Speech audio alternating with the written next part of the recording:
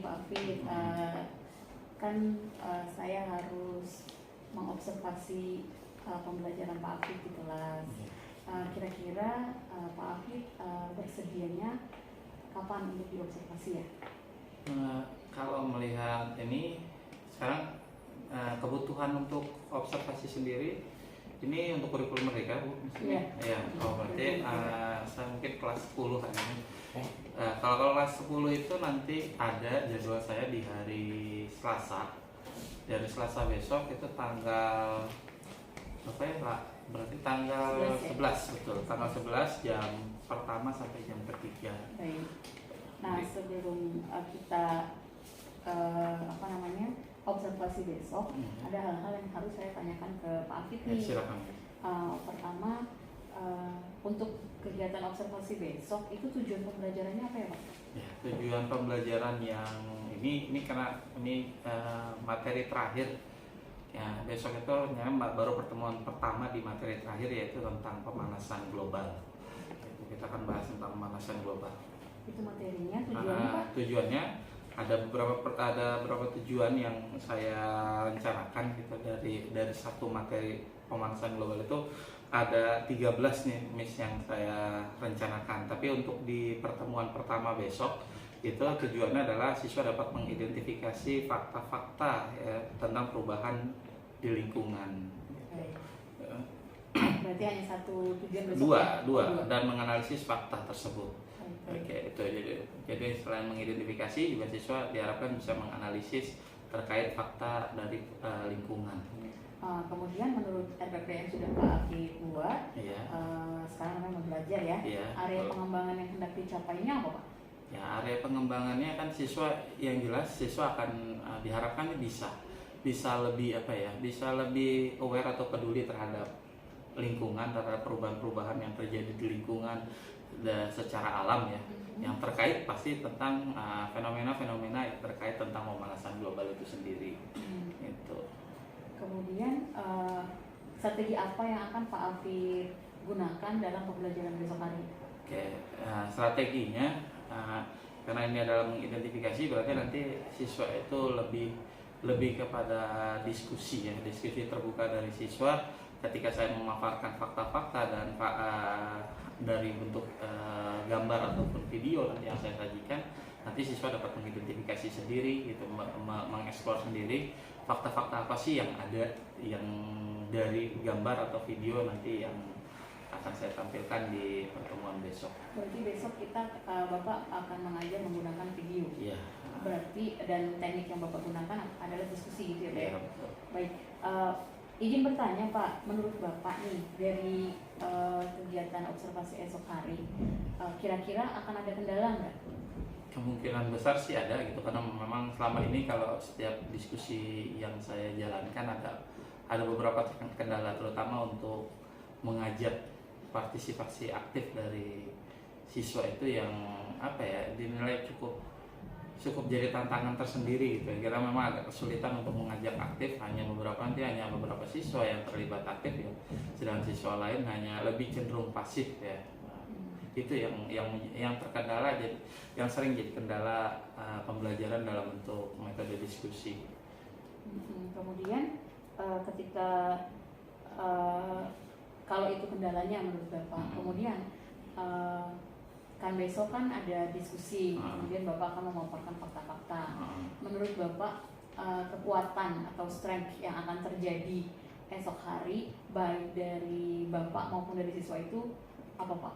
Oke, kekuatan dari saya sendiri yang saya coba tampilkan gitu untuk memancing partisipasi aktif. Yang pertama, mungkin saya akan sajikan fakta-fakta yang menarik ya, yang artinya tidak jauh dari kehidupan lingkungan yang dihadapi oleh para siswa gitu. Itu yang pertama. Yang kedua, dari siswa sendiri, karena ini adalah langsung ya di kehidupan nyata siswanya, saya rasa juga siswa akan lebih mudah untuk mengungkapkan pendapat karena ini terlihat nyata dan emang dialami oleh semua manusia gitu yang ada di bumi ini pasti. Jadi sehingga ya diharapkan sih bisa menarik partisipasi aktif diskusi dari siswa itu sendiri. Oke, Pak Afid, mohon izin bertanya nih. kalau saya lihat dari RPP Pak Hafid kan ini sepertinya belum mencerminkan adanya pembelajaran diferensiasi. Pak Hafid pernah dengar nggak terkait pembelajaran diferensiasi ini? Ya, pernah dengar sih Miss tentang pembelajaran berdiferensiasi. Cuma memang karena baru dengar tapi penerapannya belum dan mungkin belum dituangkan di RPP. Jadi mohon izin menginformasikan ya Pak Hafid bahwa pembelajaran berdiferensiasi itu kan ada 3 jenis atau di 3 ranah dia bisa dilakukan, yaitu pembelajaran berdiferensiasi konten, proses maupun produk. Nah, karena di RPP Pak Hafid ini belum ada ketiga unsur itu. Di konten berarti di materinya, kemudian proses itu ketika pelaksanaan pembelajarannya, dan di produk berarti hasil yang ingin Pak Hafid capai atau yang akan diproduksi oleh siswa. Nah, menurut Pak Hafid ini ketika nanti RPP-nya diperbaiki, Pak Hafid akan menempatkan pembelajaran berdiferensiasi itu di mana Pak Hafid? Oke, mungkin untuk saat ini saya akan coba dulu untuk pembelajaran berdiferensiasi di bagian produk kali ini. Itu mungkin yang mudah dilihat karena kan memang selama ini kan kemampuan anak berbeda-beda gitu ya. Tapi mungkin yang akan saya lihat itu adalah yang produk dulu. Jadi anak nanti akan saya buat berkelompok dan membuat produk untuk dipresentasikan yang berbeda-beda. Ada yang membuat tampilan seperti tampilan bentuk, ada yang presentasi, ada yang bentuk produk dalam bentuk market dan sebagainya. Itu mungkin nanti jadi tergantung kreativitas dan kemampuan anak itu sendiri. Berarti nanti ini RPP-nya diperbaiki ya Pak ya, supaya sebelum kita observasi RPP-nya sudah mencerminkan pembelajaran diferensiasi yang sesuai dengan kebutuhan murid-murid yang nanti Pak Hafid ada ya Pak Hafid. Baik, kemudian ada nggak sih Pak yang menurut Bapak, kalau itu tadi Bapak sudah mengatakan kekurangan dan kekuatan pembelajaran Bapak, ada nggak menurut Bapak hal yang harus saya tekankan atau hal yang harus saya betul-betul perhatikan ketika kita akan menjalankan praktek observasi besok Pak? Ya, mungkin tadi ya terkait kelemahannya ya tadi mungkin yang harus perhatikan lebih, yaitu di partisipasi aktifnya, bagaimana saya memberikan stimulus agar siswa supaya aktif dalam berdiskusi. Itu yang mungkin jadi penekanannya, karena terkadang gitu itu yang jadi yang agak titik beratnya di situ ketika saya dapat memberikan stimulus yang lebih. Yang pernah saya lakukan diskusi itu baru terjadi gitu ya, diskusi yang berjalan. Tapi ketika stimulusnya itu yang kurang gitu ya, nah itu terkadang siswa ya tadi cenderung pasif dan hanya beberapa orang yang terlibat aktif di diskusi yang sedang berjalan di pembelajaran itu. Baik, kalau begitu sesuai kesepakatan tadi ya Pak, kita akan melakukan kegiatan observasi besok di hari Selasa tanggal 11 April 2023, pukulnya dari jam 6.30 berarti ya, kalau dari jam 6.30 kita ada biasa Bu kegiatan tadarus dulu kan, berarti pembelajarannya sendiri baru mulai jam 6.45. Baik, kita akan mulai berarti dari jam 6.30 lah ya kita masuk kelas ya. Silakan. Sampai Bapak 3 jam ya besok ya? Ya. Baik, sampai 3 jam itu ya Pak Hafid ya. Kita ketemu besok lagi ya Pak Hafid. Ya. Terima kasih Pak Hafid. Assalamualaikum warahmatullahi wabarakatuh. Waalaikumsalam warahmatullahi wabarakatuh. Qablika rusulun ila qawmihim faja'uhum bil bayyinati fantaqamna minal ladzina ajramu.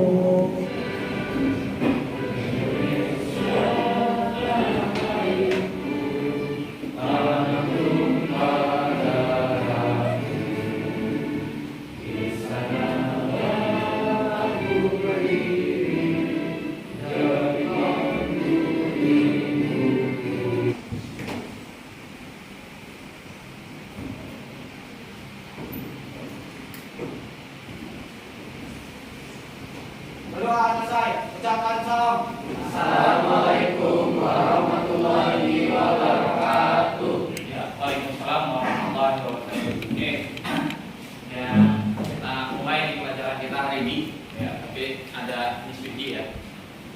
Jadi kalian jangan merasa terganggu. Ya, jadi ya kita tetap belajar seperti biasa, seperti yang sudah saya bilang. Kita hari ini belajar materi apa? Materi baru tentang pemanasan global. Ya, sekarang kita coba diskusi sama-sama gitu ya. Nanti kita sama-sama diskusi tentang pemanasan global itu apa, biar kamu dapat materi atau pemahaman kamu tentang pemanasan global.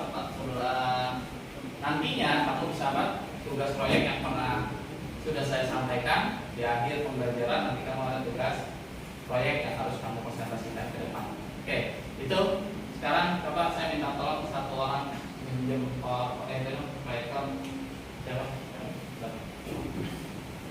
Satu orang ya. Ya, jadi hari ini lebih banyak diskusi. Jadi diharapkan kamu yang bisa lebih aktif ya, bisa lebih ini nanti saya pemanasan global bukan materi yang baru buat kamu kan? Ada yang udah pernah tahu tentang pemanasan global? Nggak tahu. Pernah dengar? Pernah pasti. Karena itu bukan isu yang baru. Isu ini sudah diangkat dari mulai apa? Mulai tahun berapa nih? Nggak tahu kan? Nah,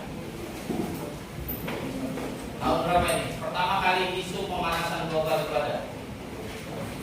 Ya, tahun 90-an ya, tahun 95 di protokol Kyoto itu isu pemanasan global itu diangkat. Oke, ini.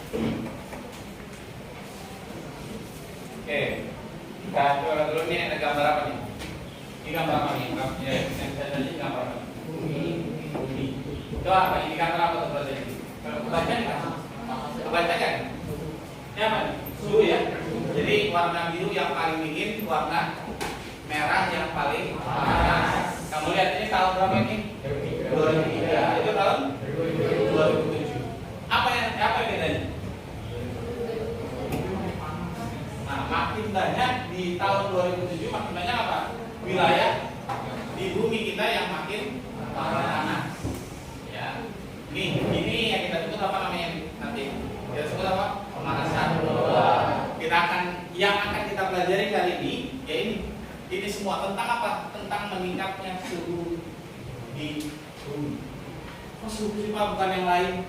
Padahal pencemaran bukan hanya suhu ya. Betul. Yang kamu tahu dari SMP apa? Apa yang kamu tahu? Pencemaran apa aja yang ada? Ada pencemaran udara, ada pencemaran tanah, ada pencemaran laut, ya kan? Semua elemen. Kalau istilah apa tuh? Kalau dulu kamu kenal film itu kan apa? Ada elemen kan? Bumi itu tersusun dari berapa elemen tuh? Kalau di dalam kata berapa? Air, tanah, udara itu kan api gitu. Ada nggak elemen api? Tapi ada nggak? Nah sekarang pencemarannya apa? Ya pencemarannya semua elemen itu ya apa? Semuanya tercemar, betul ya? Semuanya mulai tercemar. Tapi kenapa fokusnya ke pemanasan global? Ke peningkatan suhu. Kenapa? Ada berpikir itu? Kayak kenapa? Kenapa kayak mas? Ternyata, nah ini yang akan kita pelajari hari ini dan ini tujuan pembelajaran kita selama di bab ini. Yang pertama, kamu bisa mengidentifikasi fakta-fakta. Fakta-fakta nih tentang apa? Tentang perubahan lingkungan. Yang kedua, kamu bisa menganalisis keterkaitan fakta tentang perubahan lingkungan dengan keberlangsungan makhluk hidup dan ekosistem. Yang ketiga, kamu dapat apa? Mendeskripsikan penyebab dari pemanasan global. Jadi kamu tahu penyebabnya apa. Yang keempat, kamu dapat mendeskripsikan dampak dan penanggulangan dari pemanasan global. Jadi selain kamu tahu dampaknya, oh ini dampak dari pemanasan global, kamu juga harus tahu nanti bagaimana sih menangani dari pemanasan global. Yang terakhir, kamu apa? Berdasarkan pengetahuan dan keterampilan yang dikuasai, peserta didik dapat berperilaku jujur, disiplin. Nah ini sikap-sikap yang harus kamu miliki ketika kamu belajar dari pemanasan global. Nah ini sebelum kita bahas itu pemanasan global itu apa sih? Ini coba ini. Menurut buku statistik, baca silakan. Coba satu orang baca. Masa baca. Menurut buku statistik kehutanan Indonesia, Kementerian Kehutanan tahun 2013 yang dipublikasikan pada bulan Juli 2014, Indonesia memiliki luas hutan sekitar 124,2 juta hektar. Dengan luas tersebut, hutan di Indonesia menjadi salah satu paru-paru di dunia yang sangat penting bagi kehidupan manusia. Hutan berguna mengendalikan gas CO2 yang merugikan bagi manusia. Dewasa ini, luas hutan di Indonesia kian hari semakin menyusut dikarenakan pengembangan hutan yang tak terkendali dan terwujudnya industri. Dampak terburuk bagi manusia yaitu meningkatnya persentase gas CO2 di atmosfer.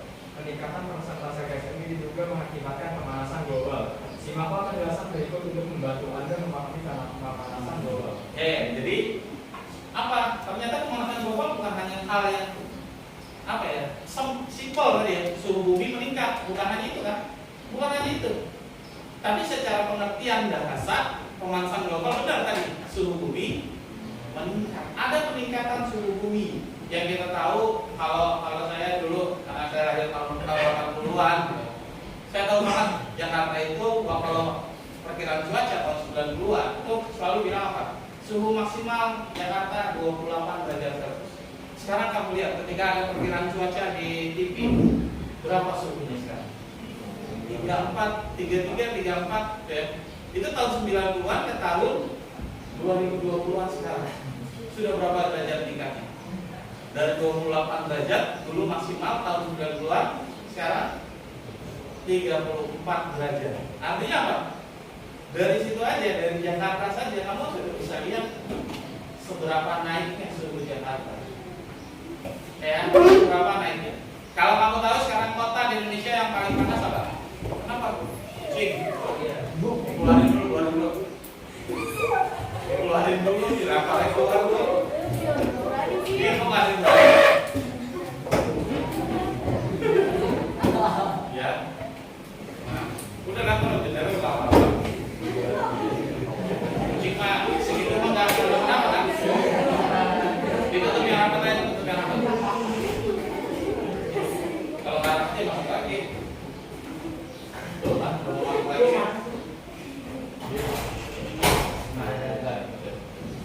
Oke.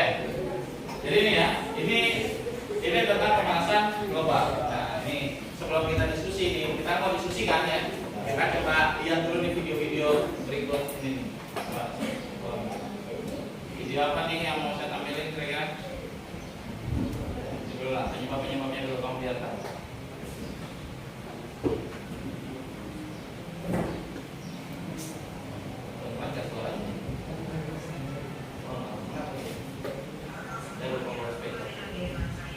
Nah ini penjelasan tentang apa pemanasan global dulu ya.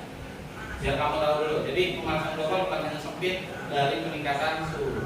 Yang bilang nih, secara pengertian ya tadi ya, peningkatan suhu rata-rata ya hampir bumi itu pemanasan global.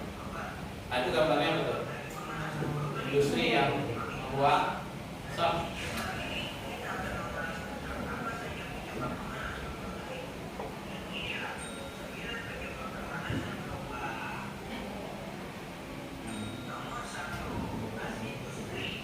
gas industri.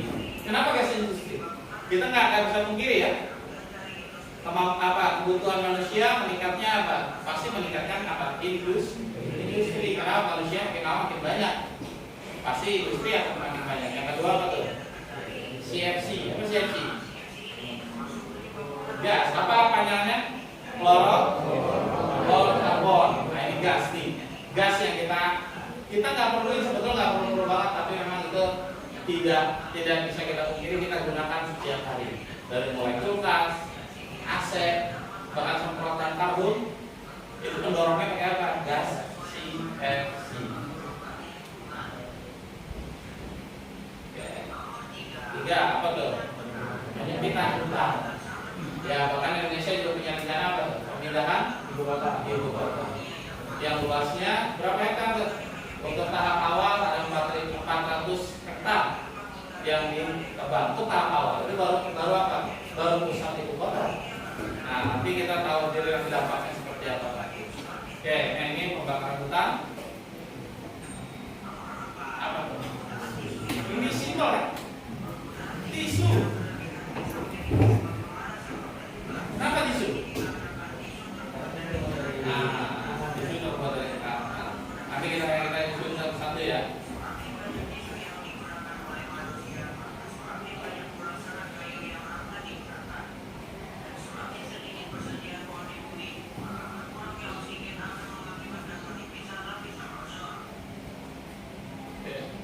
Yang berikutnya apa tadi?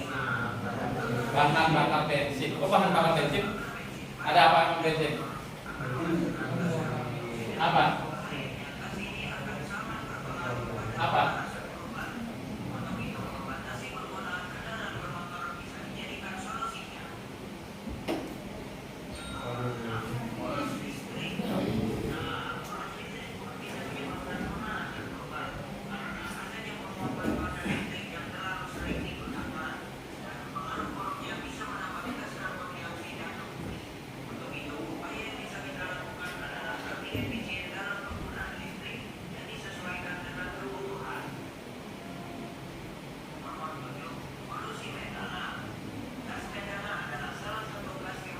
Gas metana.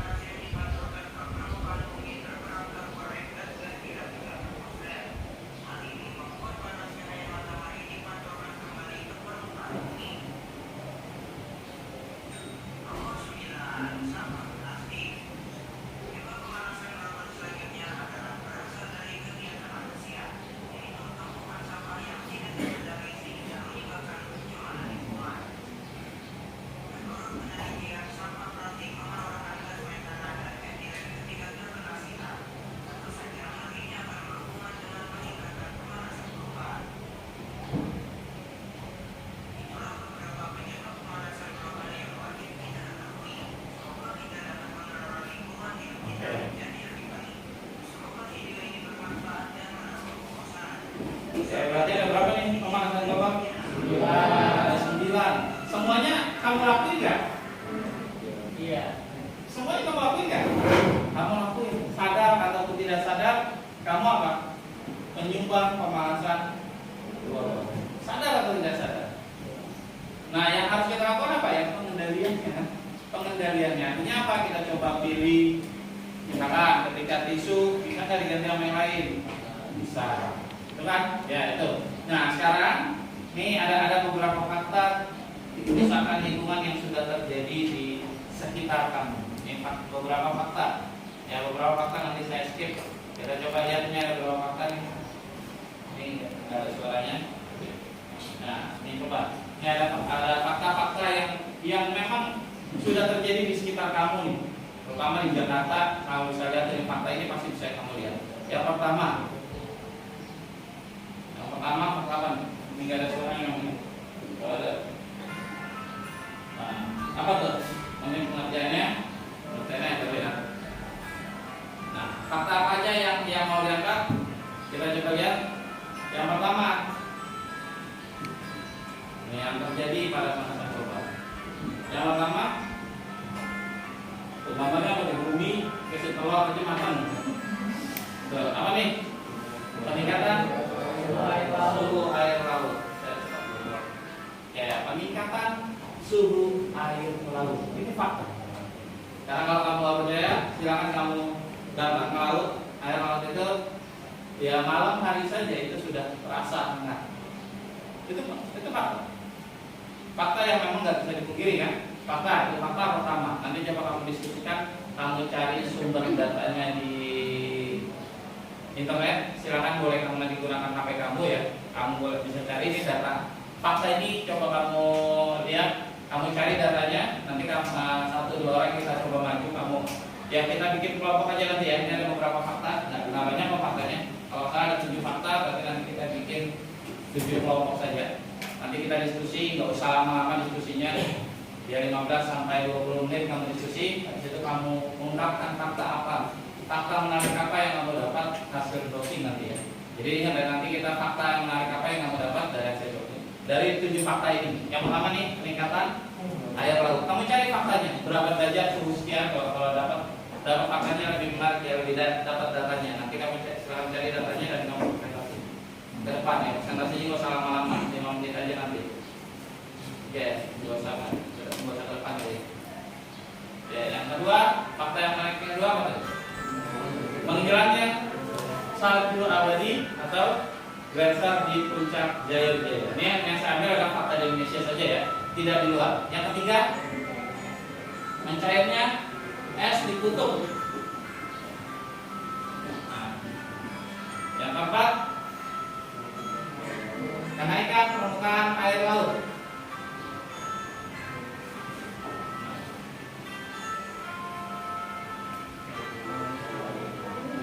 Dan cuaca ekstrim. Kamu merasa nggak yang sekarang cuaca ekstrim? Nanti kamu jelasin ya, air minum itu apa sih? Nah, coba diskusi, coba kamu diskusi ya. Diskusi mati dan identifikasi lagi dampak dari pemanasan global. Ada 7 fakta apa aja tadi? Nah, terus biar ulang lagi. 1, peningkatan suhu di permukaan bumi. Yang kedua, mencairnya es di kutub utara. Terus udah tadi lanjut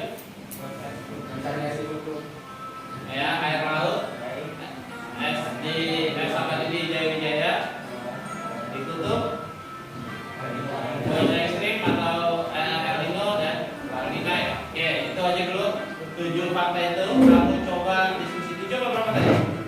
4 atau 5? 5 ya? 5 ya? 5. Coba nanti ini kan tadi hanya ada 5 ya? Hanya ada 5. Ada lagi nggak fakta yang lain? Ada nggak fakta yang lain yang kamu rasakan gitu? Yang kamu rasakan, yang kamu lihat dampaknya nih. Tadi ada cuaca ekstrim, ada apa lagi tadi? Mencairnya es, baik di kutub utara ataupun di puncak Jaya-Wijaya. Kalau kamu cari datanya, kamu cari faktanya. Saya yakin kalau browsing itu bukan hal baru ya. Terus tadi ada cuaca ekstrim atau yang dikenal dengan istilah badai El Nino dan El Nina. Itu baru tuh. El Nino dan El Nina itu baru, termasuk baru. Karena apa? Karena belum lama terjadi. Itu baru tahun 2000-an baru ada El Nino dan El Nina. Dulu nggak ada. Dulu itu kita kenal hanya ketika musim hujan berarti anginnya angin barat. Ketika musim kemarau angin timur. Sekarang ada El Nino dan El Nino. Dulu angin puting beliung, tahu puting beliung? Tahu puting beliung? Nah, itu hanya terjadi kapan teorinya? Kamu belajar IPS kan ketika di SMP? Kapan pernah dengar kan? Kapan terjadi? Di mana tempat yang potensi puting beliungnya ada? Di mana? Di mana? Di mana? Kayak nggak tahu. Di mana? Pernah belajar geografi? Belajar geografi? Coba tanya, coba. Tempat apa sih yang ini secara geografis? Secara geografis, tempat yang berpotensi terjadinya apa? Angin puting beliung itu hanya di atas 11 derajat lintang, baik lintang utara maupun lintang selatan. Harusnya apa? Jakarta. Tahu posisi Jakarta? Kalau di Google Map, coba buka Google Map kamu, sekarang lihat coba lintangnya berapa? Berapa lintangnya? Ada lintangnya? Pernah lihat ya coba? Jakarta berapa lintangnya? Enggak, posisi sekarang aja kamu. Berapa lintangnya? Kelihatan nggak? Kamu kalau pakai Google Map tahu ada posisi lintang nggak? Di mana ada posisi lintang? Nah, ada apa posisinya? Mana? Ada posisinya? Hah? Ini di atas, di atas. Apa tuh? Apa tuh? Plus. Ada plus apa minus? Minus berapa? Bacain. Di sekolah kita posisinya berapa? Secara geografis lintangnya berapa? Mana? Baca ya? Gimana bacanya? Tidak tahu bacanya? Wah, kamu. Nih, kalau belajar itu kan harus kontekstual ya. Jadi kamu harus tahu nih, ini makna tulisan di atas nih.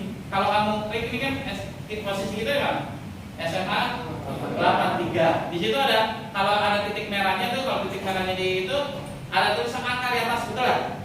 Angka di atas tuh minus 6, berapa? Kalau di sini, kalau di HP ini minus 6,1565. Terus ada titik, terus habis itu 106,92 sekian. Apa sih maksudnya? Apa maksudnya? Tahu nggak apa maksudnya? Minus 6 artinya apa? Kita ada di lintang selatan.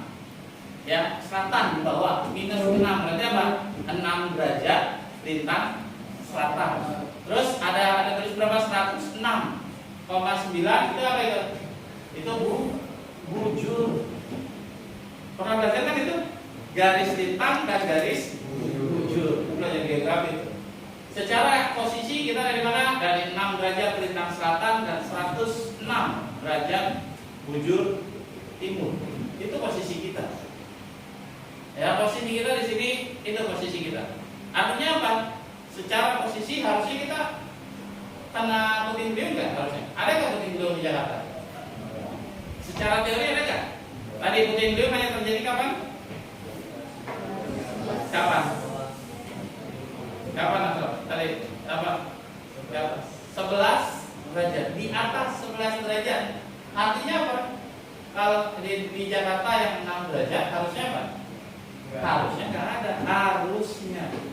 Kenyataannya ada. Artinya apa? Ya inilah perubahan cuaca. Inilah yang kita sebut apa tadi?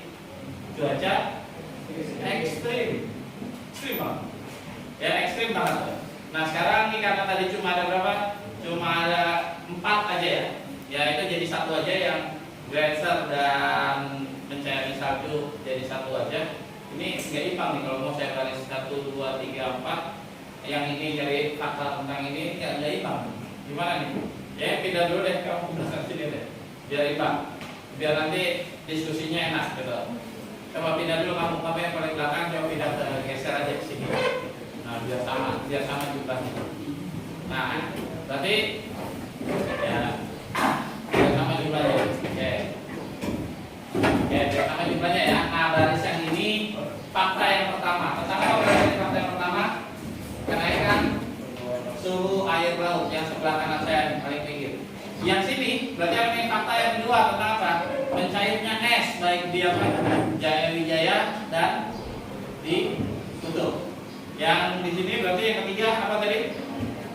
Kenaikan permukaan air laut. Yang sana pojok. Fakta yang keempat tadi apa? Apa? Cuaca ekstrim. Nah, coba kamu silakan cari dulu datanya biar enak diskusinya. Ya cari dulu datanya, jangan ini. Silakan cari datanya tentang itu tadi sudah saya bagi. Tadi yang pertama apa ini? Tentang peningkatan suhu air laut. Yang ini mencairnya es, baik di Jaya Wijaya ataupun di Kutub. Yang ketiga tadi adalah apa? Meningkatnya permukaan air laut. Dan yang keempat, nah cuaca.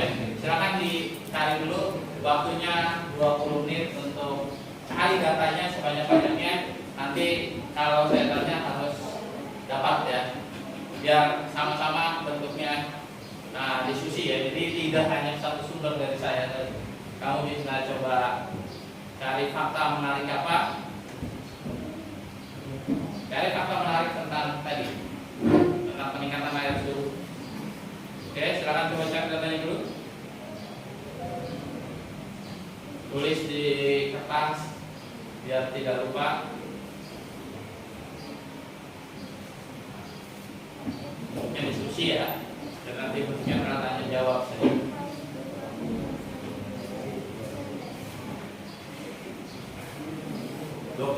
ya, nggak usah banyak-banyak. Sekarang jam 7.25, berarti jam 7.45.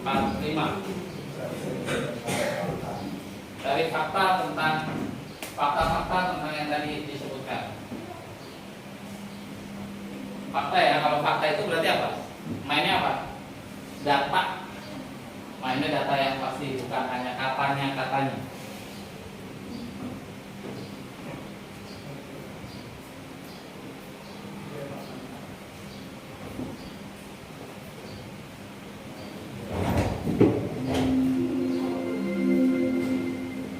Saatnya jam kedua dimulai. It's time to begin the second lesson.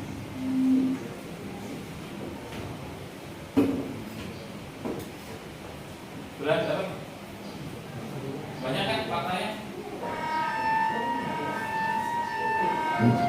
Kan udah jelas kan? Yang tengah ini apa tadi faktanya?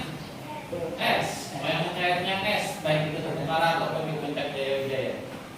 Cari faktanya. Berapa juga luasannya? Ya, 5 menit.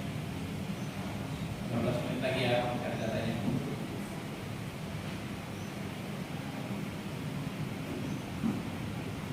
Sudah ketemu dan dibaca faktanya? Sudah 10 menit. 10 menit lagi ya, sampai 7.40.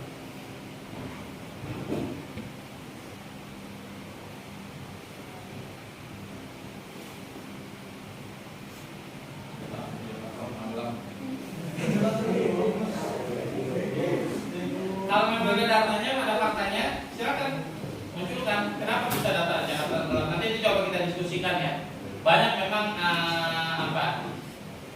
berita-berita yang sangat menarik ya. Yang bukan Jakarta tenggelam 2045 Jakarta tenggelam dibilang. 2025 puncak Jaya-Wijaya berada lagi esnya.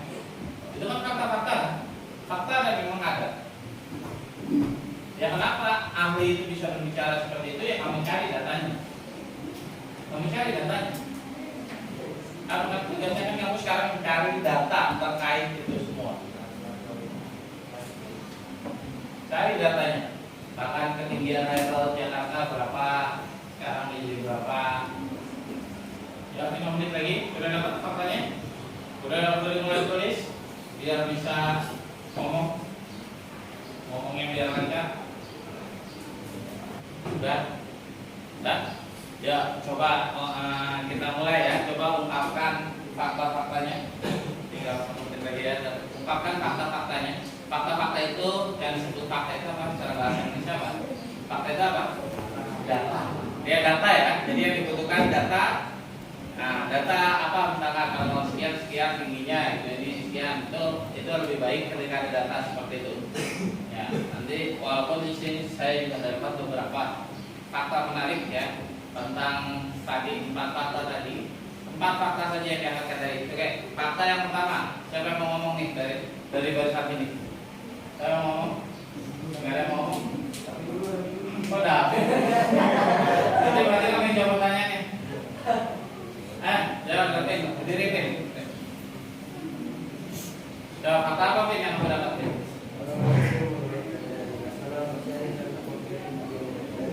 Ya, coba yang kencang Pin, biar yang lainnya dengar juga. Ya. Suhu rata-rata permukaan laut di seluruh dunia meningkat sekitar 0,13 derajat Celcius per dekade sejak tahun 1900. Hal ini menunjukkan masa-masa pertumbuhan. Juga faktor kehidupan meningkatnya suhu air laut 27 detik baru detik tiap hari. Meningkatnya apa? Meningkatnya suhu air laut 27 detik baru detik. Hanya penyu saja pengaruh. Sebenarnya banyak dari mulai dari generasi kawan-kawan ke kayak yang di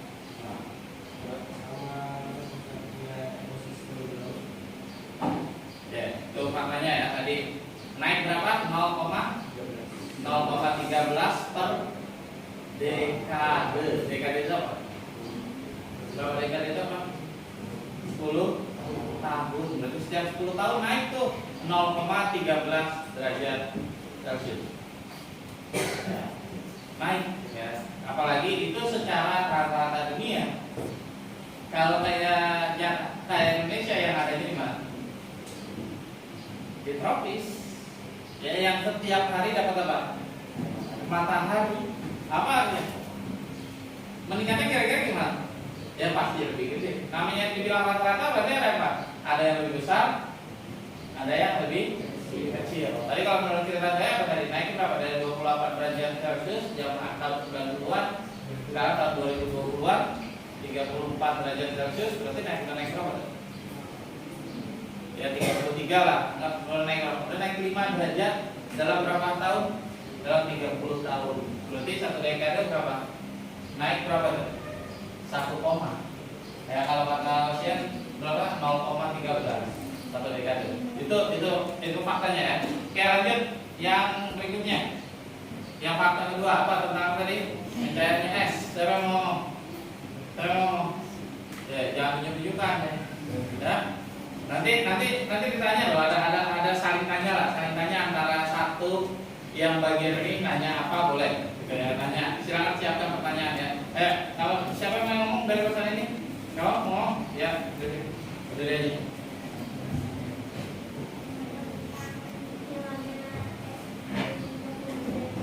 Iya, silakan.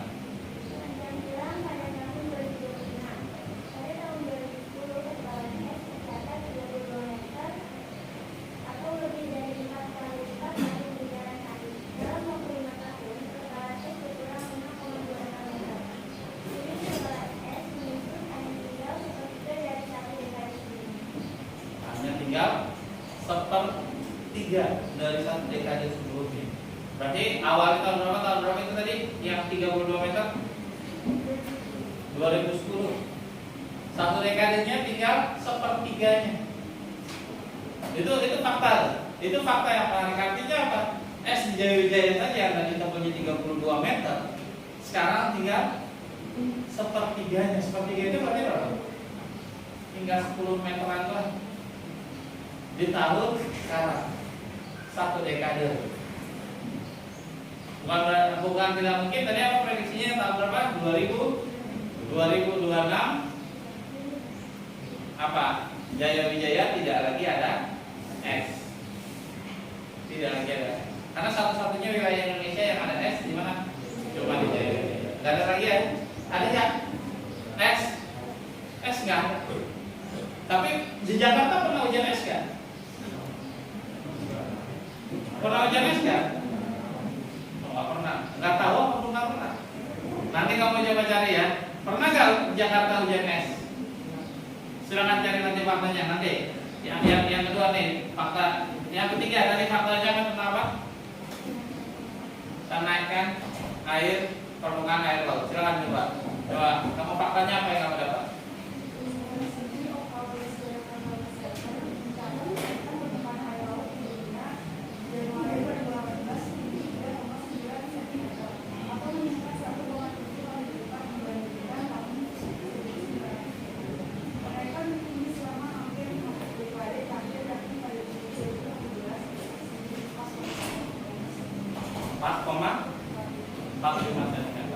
Nah tadi ada isu Jakarta tenggelam. Coba kamu cari deh. Kenapa orang berisu anggapan 2045 Jakarta tenggelam? Kenapa? Alasannya coba kamu cari faktanya itu deh. Isu itu tenggelam kan apa? Pasti kan karena air lautnya naik kan? Bukan karena ini, tapi karena air lautnya naik. Coba lanjut. Yang fakta terakhir. Ya, dari tangan paling pinggir. Siapa yang ngomong? Gak ada yang ngomong. Dulu. Jangan lalu-laluan, tinggal berdiri. Ayo, ya. Gak ada yang berani.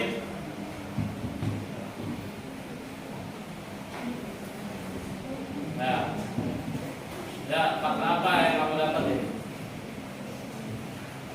Berdasarkan analisis dari 118 stasiun pengamatan BMKG, suhu udara rata-rata bulan Maret tahun 2023 adalah sebesar 26,68 derajat Celcius. Semua suhu udara di 5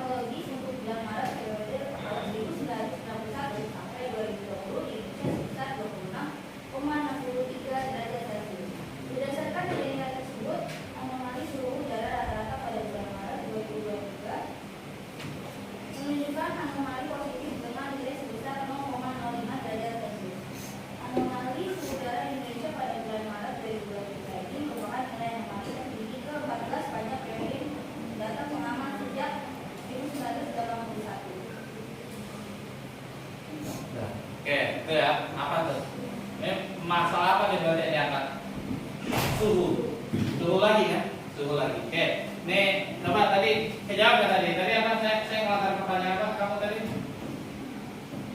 Apa dampak kerusakan apa tadi yang muncul ketika apa suhu air laut naik? Udah dapat jawabannya apa kira-kira? Coba selain David kita yang lain nggak ikutan nyari kan tadi? Nyari kan? Apa coba? Apa kira-kira dampaknya apa? Dia balik. Apa kira-kira? Udah pendapat kan? Ini namanya pendapat, bukan fakta lagi. Pendapat. Coba pendapat kamu deh. Apa dampak nih kalau udah naik nih? Air laut tingkat kan? Kita udah tahu faktanya tadi. Setiap 1 dekade naik 0,13 derajat Celcius. Setiap 1 dekade. Artinya apa? Tidak ada penurunan air laut, yang ada hanyalah penaikan suhu air laut. Nah, dampaknya apa sih? Dampaknya apa? Ayo, tadi dampaknya apa kira-kira? Kalau air laut meningkat terus, apa dampaknya? Menyebabkan bahaya yang lebih parah dan intensifikasi peristiwa El Nino yang membawa kekeringan dan banjir. Oke, El Nino yang membawa kekeringan dan banjir. Ada kaitannya sama apa yang kita fakta yang keempat tadi kan, perubahan iklim. Kok ada kaitannya? Coba jawab. Tadi kan sama-sama, kamu yang dapat suhu ya. Tadi ada kaitannya tuh. Kenapa peningkatan suhu air laut berdampak juga ke El Nino atau perubahan iklim yang ekstrim? Kenapa? Ayo, coba yang jawab, bantu jawab yang lainnya, jangan diem aja ya. Ayo, apa? Nah, ini saya coba nampilin. Ya, saya coba tampilkan ya.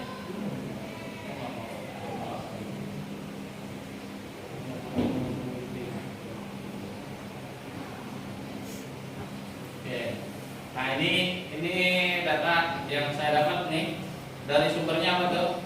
BMKG. Kelihatan ya? Kelihatan nggak? Di kamu kelihatan ya? Saya dulu biar lebih besar. Nah, ini ada proyeksi perubahan iklim. Nah, ini yang saya tampilin data apa nih? Petanya saja.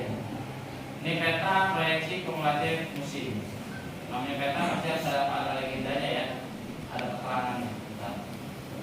Biar kelihatan keterangan. Oke. Nah, ini keterangannya apa nih? Ada apa nih perubahannya ya? Ada yang merah sampai dengan yang hijau.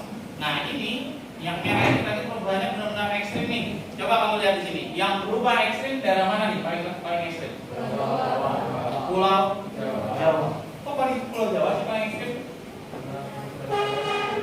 Apa kira-kira? Kenapa kok Pulau Jawa yang paling ekstrim perubahan iklimnya? Ini kan ini data BMKG. Yang paling ekstrim -25 ini perubahannya. Ini adalah ada nggak yang hijau? Ada masih yang hijau. Yang hijaunya tapi hijaunya hijau apa? Hijau muda ya.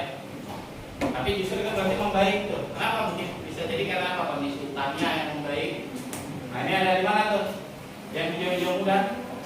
Nah, artinya kebanyakan yang rusak, makin rusak apa yang makin baik? Caranya. Kamu lagi bertanya. Yang kuningnya kuning, ya. Terus yang mana yang agak membaik? Yang agak membaik ada di mana? Yang agak membaik ini yang warnanya ini berarti ada di sini, ya di utara Papua. Terus di utara Sulawesi. Yang lainnya memburuk semua, minus semua. Minus semua kan? Apalagi di Pulau Jawa. Hampir semuanya merah. Kenapa merah? Tadi alasannya mungkin tadi apa? Siapa tadi yang ngomong tadi alasannya? Kenapa? Nah, penduduk di Pulau Jawa yang paling padat. Paling padat kan? Penduduk Pulau Jawa memang diakui penduduk yang paling padat. Paling padat. Terus selain itu, selain padatnya penduduk, terus apa lagi tadi? Karena penggunaan energi yang sangat banyak, baik itu energi listrik dan energi lainnya. Terus ada apa lagi? Kenapa nih? Ini daerah mana nih? Di Nusa Tenggara Timur, kenapa merah juga? Yang banyak penduduk di sana. Kenapa di Nusa Tenggara Timur Ya, di Nusa Tenggara Timur, selatannya Indonesia nih, ini batas selatan ya. Ini masih ingat ya kamu di pulau apa nih? Paling selatan Indonesia pulau apa? Wah. Dari Sabang sampai Merauke, itu kan terus apa lagi? Yang paling selatan pulau apa? Pulau Rote. Nah, Pulau Rote, tuh merah kan? Ada di sana ada bentuknya nih. Ada tapi dikit. Kok bisa merah? Ya, ada industri, nggak ada industri di sana. Kok bisa merah? Kira-kira apa? Kira-kira? Yo, coba kasih pendapat kamu. Kira-kira kenapa bisa merah? Ini fakta nih. Ini fakta loh. Yang ngasih petanya siapa nih? BMKG. Dari situ surat resmi langsung BMKG. Ini fakta nih. Kenapa? Ayo, ngomong bicara kan? Soalnya kamu lihat di Google Map, coba kira-kira Pulau Rote yang paling selatan di Indonesia berapa derajat sih lintangnya? Kamu lihat berapa derajat lintang? Kamu bisa kan Google Map, kamu lain di situ, kamu kasih titik di situ, berapa derajat? Tidak bisa baca derajat lintang? Oke, coba di selatannya Indonesia di Pulau Rote berapa derajat?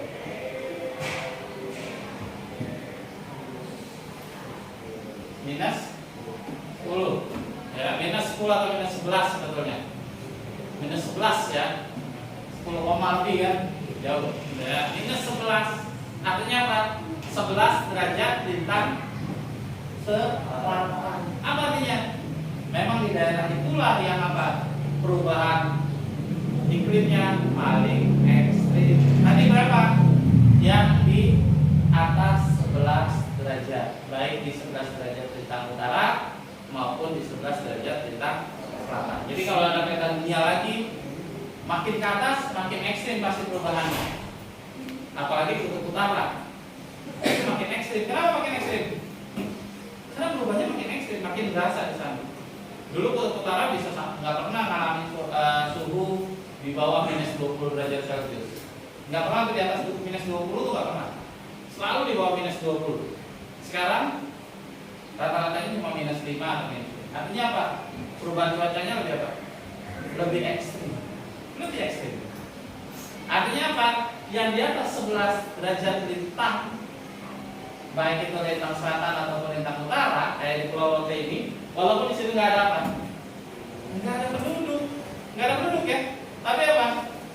Tapi pun dia mengalami perubahan iklim yang lebih ekstrim. Ya, jadi jangan kamu kira oh saya kan tinggal di Jawa, berarti yang perubahan itu ya pasti Jawa doang. Enggak. Yang kena perubahannya secara apa? Secara global. Ingat global. Karena istilahnya bukan pemanasan Indonesia, bukan, tapi pemanasan apa? Pemanasan global. Karena yang terdampak bukan Indonesia doang, tapi seluruh dunia.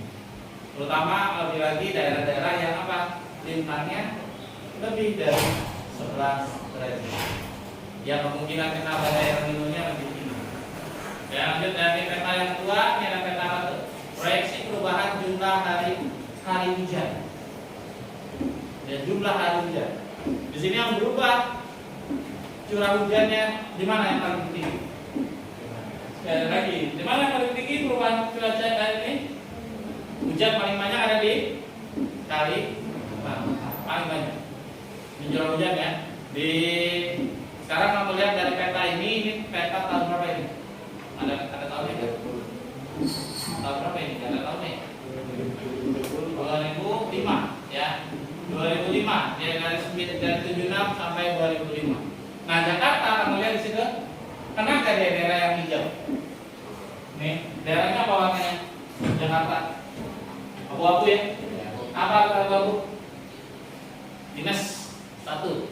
Ya, artinya apa? Memang kebetulan kalau Indonesia karena daerah tropis, jadi curah hujan tidak begitu berubah. Tidak begitu berubah. Yang berubah jauh, ada nggak yang berkurang di sini curah hujan? Nggak ada ya. Semuanya ini yang berkurang dikit doang, yang abu-abu. Yang bertambah ada nggak? Yang biru? Ada tapi sedikit doang. Sedikit saja. Nah, ini proyeksi apa ini? Jumlah hari kekeringan. Ternyata apa? Ternyata lebih kekeringan apa? Kalimantan, Sulawesi itu, Sumatera bagian selatan, ini lebih kekeringan, lebih merah dia orang lain. Kenapa? Karena bisa jadi dia memang lebih mengalami cuaca yang lebih dingin. Tidak ada yang lain di proyeksi perubahan jumlah hari kering. Ini paling banyak yang hari kering, yang mengalami keringan paling banyak justru ada di daerah-daerah yang berlahan apa? Lahan apa itu?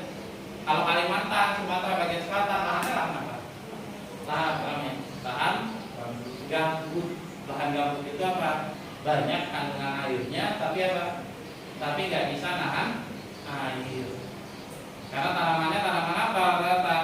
Tanamannya masih tanaman apa? Tanaman terburi semua yang tidak bisa nahan air. Oke, lanjut ya. Ini data BMKG tentang perubahan iklim. Ini apalagi tidak ada yang apa nih? Suhu minimum. Artinya nggak ada yang apa perubahan suhu minimumnya nggak ada yang berkurang. Suhu minimumnya semuanya apa? Semuanya nambah. Ya bahkan di puncak Jaya Wijaya di sini posisinya kamu lihat tuh merah banget ya, merah. Artinya apa? Suhu minimumnya justru nggak ada yang berkurang tapi justru bertambah semua. Nah, artinya tadi data-data di BMKG bisa kamu jadikan acuan. Ternyata apa? Ternyata lingkungan kita sudah semakin buruk. Nah, nanti makanya di tugas kelompok yang saya berikan ya, kan udah di kamu udah nanti kelompoknya belum? Belum. Udah. Kamu masih belum aja. Saya kasih kebebasan kamu untuk bikin kelompok apa? Bebas ya? Bebas. Saya bikin kamu untuk bikin kelompok bebas. Kamu yang menentukan sendiri jumlahnya pun kamu tentukan sendiri. Bisa berdua, bisa bertiga, bisa berempat. Terserah kamu kerjanya enaknya gimana. Saya enak kerjanya berdua doang. Karena ini pasti tugasnya nanti di setelah dipotong lebaran ya. Dipotong libur lebaran gitu. Makanya kamu silakan cari. Nanti setelah pekan libur lebaran kita masih ketemu belajar lagi seminggu atau 2 minggu lagi. Setelah itu kamu nanti presentasi dari tugas yang kamu lakukan secara kelompok tadi. Paham ya? Dan tugas akhirnya pun beda-beda kan? Kamu juga bisa memilih.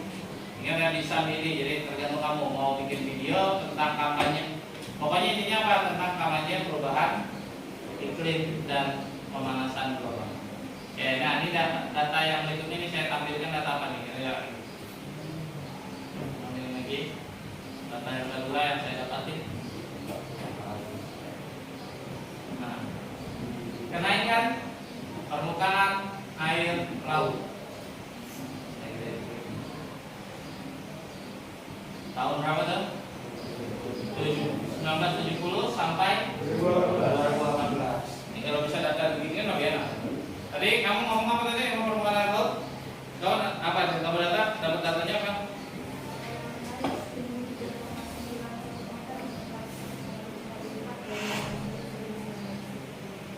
Naik berapa? 3,9 cm. 3,9 cm dari tahun berapa? 70. Kalau datanya sama nih ya. Sama nih kayaknya nih. Nah, ini awalnya nih minus ya, minus 5 di tahun 970. Terus naik sampai dengan tahun 2018 ini ada datanya tingginya berapa nih? 4,3 cm. Artinya apa nih? Air laut ini berarti diukur pada saat surut ya. Minus 5 itu berarti surut. Pada saat surutnya di minus 5. Naiknya berapa? 4,3. Sekarang 4,3. Apa artinya? Air laut terus naik. Dalam 3 dekade saja nih, dari tahun 70-an sampai 2010-an, 4 dekade berarti naiknya sudah berapa tuh? Dari minus 5 sampai 4, berarti berapa? Naiknya berapa? 10 cm. Sekarang ada yang tahu berapa Jakarta rata-rata ketinggiannya dari air laut? Tahu nggak? Kamu pernah naik kereta? Orang naik kereta? Nah, di stasiun ada tulisan apa? Tanjung Priok plus 4 meter.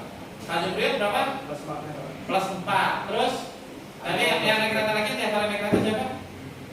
Nah, berapa? Kamu kota? Kota kan turun di kota ya? Coba berapa? Wis kamu ada naik doang. Ya coba dilihatin dong. Kenapa? Kota itu cuma plus 2. Apa artinya plus 2? 2 meter di atas permukaan air laut. Itu kota, stasiun kota. Di mana tuh stasiun kota? Jakarta Barat. Ya, itu perbatasan Jakarta Pusat dan Jakarta Barat ya. Nah, di atas 4 meter. Itu tahun berapa itu? Sekarang yang tanya deh, ukuran yang 4 meter, 2 meter, 4 meter itu apa sih? Kapan diukurnya? Kapan diukur? Ayo, ada nggak, ada sejarahnya nggak? Kapan itu diukurnya? Zaman kapan itu diukurnya? Coba silakan coba cari, coba browsing coba. Kapan sih penentuan ketinggian stasiun di Jakarta di Indonesia diukur dari permukaan air laut? Pernah diperbarui nggak? Kan kira-kira pernah diperbarui nggak? Ada nggak? Kapan waktunya? Kapan? Itu simpel, pertanyaan simpel kan? Apakah benar masih 4 meter di atas permukaan air laut? Apa? Ada? Katanya?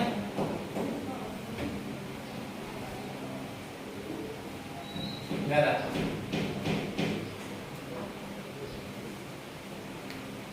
Kapan dilakukan pengukuran terakhir tinggian stasiun? Ada ya? Enggak ada katanya. Coba tanya, kapan dilakukan pengukuran ketinggian stasiun di Indonesia? Kapan? Dari kapan tuh?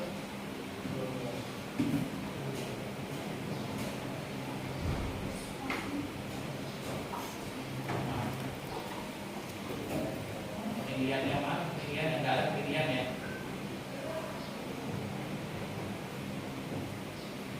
Ada nggak data itu?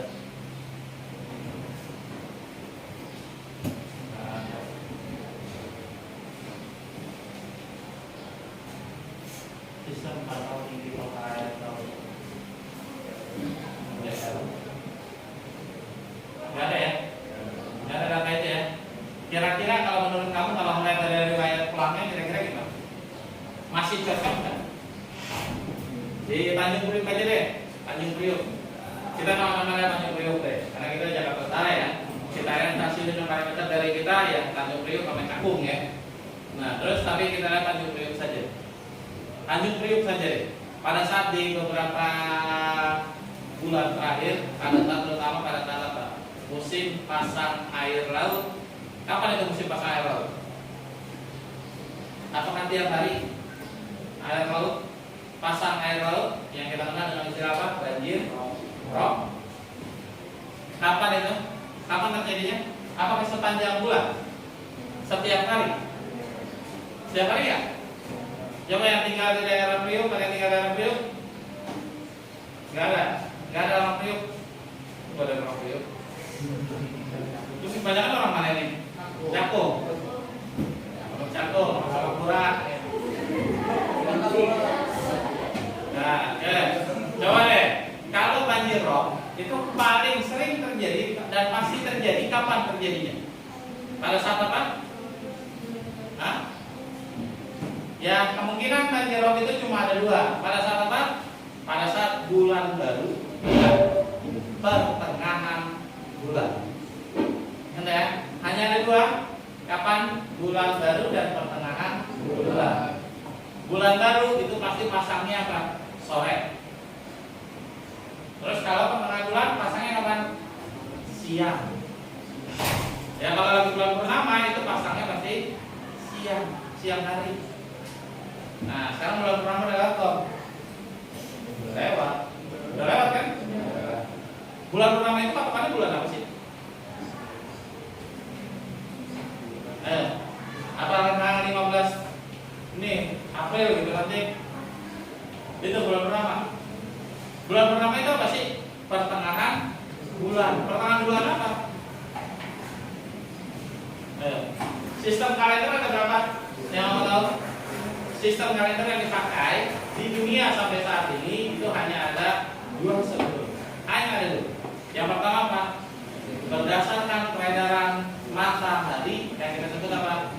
Tahun Masehi, ada tahun Masehi, ada apa lagi? Tahun Imlek. Itu peredaran apa? Matahari. Yang kedua berdasarkan peredaran bulan.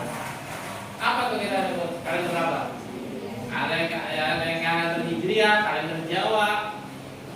Ya kalender Jawa kuno yang harinya pakai 5 hari doang apa?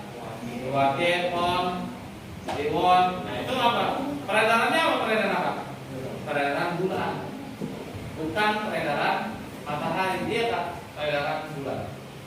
Termasuk kalender Hijriah yang kita pakai untuk melaksanakan ibadah puasa itu kapan? Ya kalender Hijriah.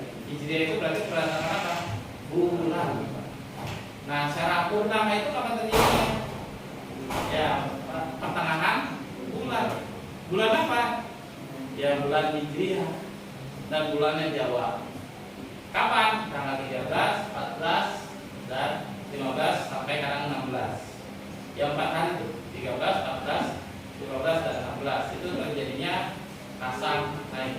Pada kapan tuh kalau tengah bulan? Siang hari. Kalau bulan mati, bulan baru, apa terjadinya? Sore hari hingga malam. Tuh, jadi pasangnya enggak. Oh ini siang, pasti ini siang ini lagi pasang. Enggak juga. Tergantung apa? Tergantung kalender. Nah, coba ketika kamu lihat pasang deh, lihat air pasang. Kalau di Priuk yang sering kebanjiran air pasang di daerah mana? Ancol. Jalan apa tuh? Jalan apa itu? Yang pasti kerendam jalan apa? Jalan Ancol, bukan Ancol itu ya. Jalan apa itu? Jalan Batanata, RG Mata Dinata. Itu rendam rata-rata semata kaki. Kalau kita lihat rel samping keretanya, ya rel kereta di samping jalan RG Mata Dinatanya, apa dia?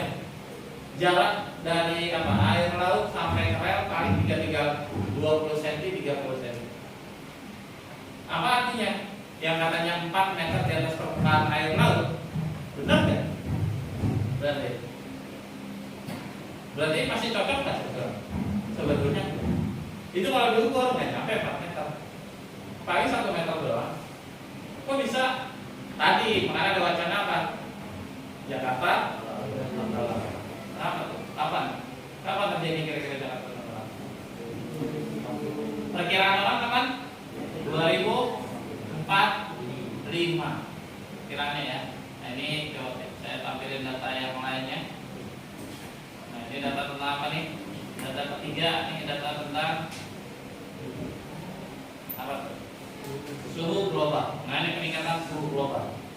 Kemudian dari tahun berapa nih? Kebaca nggak tahun ini? Kecil banget.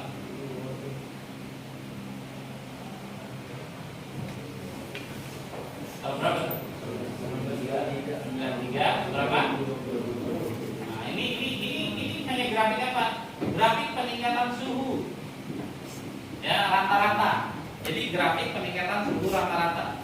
Jadi peningkatannya doang yang dilihat, bukan ininya. Jadi di apa di tahun 93 suhu bukan yang meningkat justru apa? Turun ya, minus 0,2. Tapi di tahun berapa? 2020 kamu lihat di sini. Suhu naik ke berapa? Setahun sekali nih, per tahunnya berapa nih? Kisaran 0,4 ya, 0,4 ya. 0,4 derajat Celcius. Naik setahun. Tadi kalau data Rosian kalian didapat, kamu bilang berapa tadi? 0,13. Itu tahun berapa tadi dapatnya? Tahun 2008. Tahun 2008. Mungkin lagi bagus tahun 2008. Jadi kita lihat datanya. Tahun 2008 ada di mana nih? Nah ini 2008 ya. Lagi turun banget kan? Lagi bagus. Nah sekarang kenyataannya di 2020 udah jelek banget. Bukan tidak mungkin ya. Ya tadi semua yang tadi artikel-artikel yang buruk, jalan contoh Jakarta tenggelam, apalagi yang jelek-jelek itu bisa jadi terjadi. bisa jadi terjadi ketika apa? Ketika kita tidak ada upaya, tidak ada apa? Tidak ada untuk kesadaran untuk apa? Untuk mencegah terjadinya pemanasan global. Karena kita belajar ini dan fakta ini saya rasa cukup menarik ya, bila kamu coba nanti bentuknya apa? Tadi ya, maka tugasnya tadi ya, dalam kembali ya tugasnya yang seperti saya jelaskan di minggu lalu. Tugas akhir dari bab ini nanti kamu apa? Presentasi. Nah, bentuk presentasinya apa yang kamu presentasikan? Bisa macam-macam, bisa macam-macam, bisa apa aja kemarin? Apa? Yang pertama, kamu bisa berdiri dengan apa? Bisa kamu presentasi atau kampanye dalam pemanasan global dalam bentuk apa? Video. Kedua, dalam bentuk apa? KPT. Yang ketiga dalam bentuk ya, bisa dalam bentuk karya lainnya. Ya, karya lainnya bisa poster, bisa makalah, bisa apapun itu, bisa mandi yang kalau bisa presentasikan ke depan kampanye tentang pemanasan global. Oke, paham kan nih? Nah, sekarang kelompoknya udah terbentuk belum? Sudah terbentuk belum? Karena nanti saya tinggal hanya satu kali presentasi lagi. Setelah itu kamu yang kerja, kamu yang berdiskusi lanjut, hingga minggu depannya kamu tinggal bisa presentasi dari karya. Udah kelompoknya mana? Boleh saya minta daftar nama kelompoknya? Berdua atau bertiga? Biar saya lihat. Yang berdua saya baca, yang bertiga saya baca, berempat saya baca. Coba boleh ditulis deh di satu lembar. Boleh tulis satu lembar. Coba boleh ke depan deh. Biar saya rekap nanti data kelompoknya. Sudah ditentuin kok? Berdua, bertiga, berempat.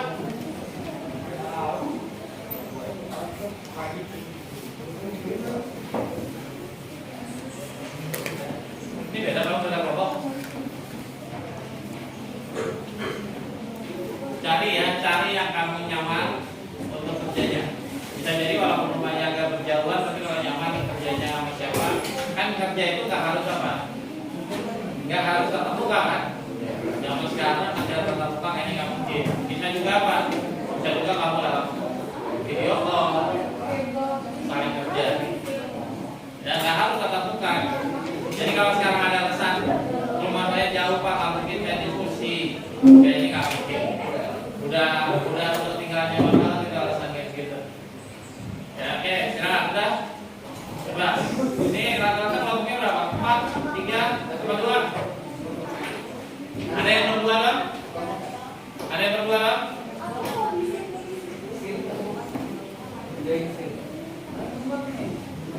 Ini apa nih mau buat? Apa yang mau buat? Belum dipikirin. Mana Riz? Udah? Sama siapa aja Riz? Sama David. David mau sama aku. David lah. Ditulis, Riz. Ketiga lagi. Ntar saya bacain ya. Yang gak dapat siapa coba? Atau siapa? Belum tungguin angkotannya.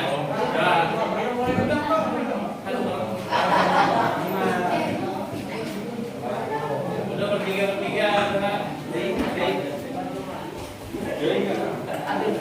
Kalau bisa milih 3, 2, 3 atau 4 orang.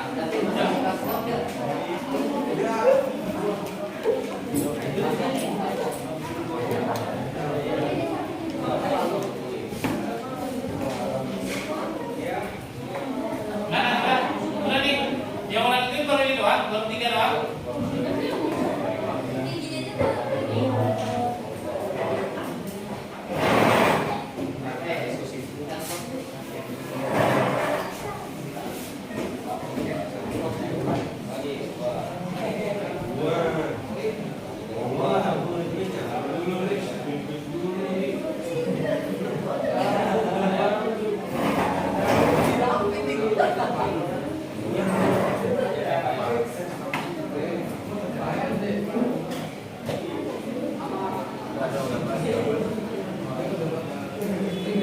Saya mana lagi?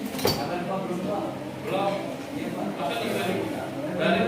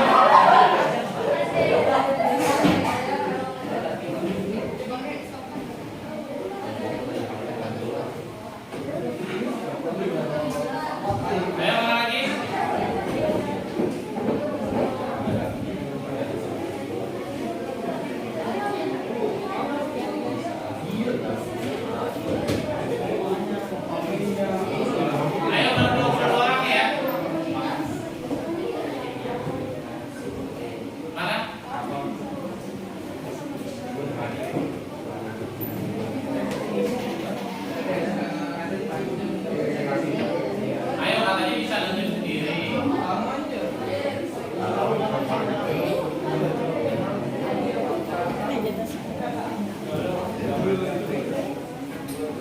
Ayo sekarang udah sama.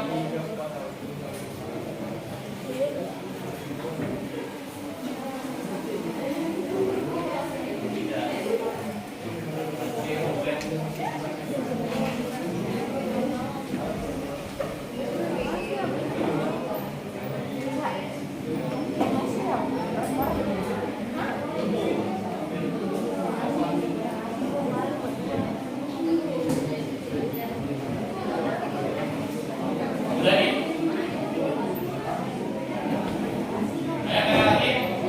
Nah, ya. Udah. Nih yang nanti yang megang HP berarti nyari datanya paling banyak nanti sambungkan ke depan ya. Masih ada waktu berapa menit lagi? 20 menit lagi. Ya, coba nanti kamu kasih kesimpulan apa yang sudah kamu dapetin deh. Kesimpulan apa yang sudah kamu dapetin dari yang saya lihat dari pegang HP, terus berarti kamu bersihnya paling banyak tuh.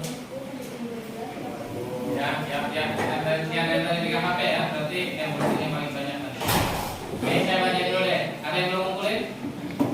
Nama kelompoknya yang belum ngumpulin?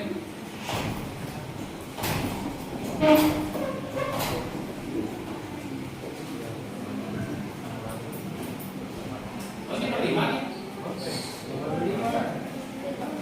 Yuk. Ini siapa aja nih? Ayu, Deva, Suci. Ini kok berlima? Maksimal berapa? 4. 3. Siapa nih? Ini yang udah dibahas itu siapa nih? Deva, nama bercoret lagi.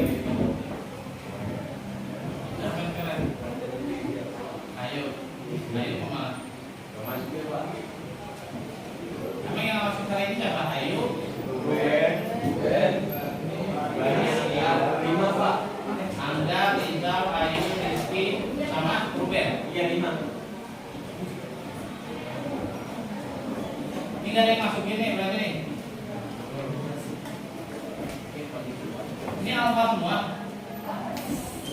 Lima-limanya alfa semua.